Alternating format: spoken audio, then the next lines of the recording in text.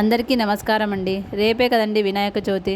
నేనైతే ఇలా అన్నీ ఒక చోటైతే పెట్టుకుంటున్నాను. ఎందుకంటే మర్చిపోతూ ఉంటాం కదండి. ఇలా మర్చిపోకుండా అన్నీ ఒక ప్లేట్లో పెట్టుకుంటే మనకు బాగా గుర్తుంటుంది.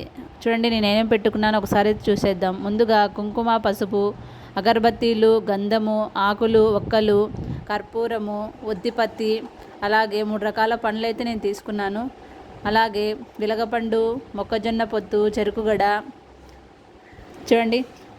అలాగే మన దగ్గర పత్రి కూడా ఉండాలండి. మన దగ్గర పత్రి దొరకకపోతే మీరు గరకతో అయినా 21 సార్లు వేసి నమస్కరించుకోవచ్చు. అలాగే చూడండి 2 టెంకాయలు అయితే ఒకటి పీసు తీసింది, ఒకటి పీసు తీయందండి. ఎందుకంటే కలశానికి ఒకటి, ఇంట్లో స్వామికి కొట్టడానికి ఒకటి.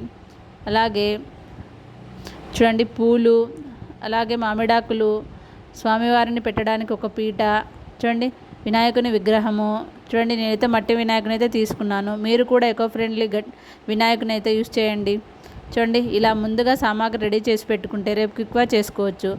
అలాగే కలశానికి కూడా ఇలా బ్లౌజ్ పీస్ని అయితే రెడీ చేసుకోండి. చూడండి ఇలా రెడీ చేసి పెట్టుకుంటే మనకు త్వరగా అయిపోతుంది. Thanks for watching.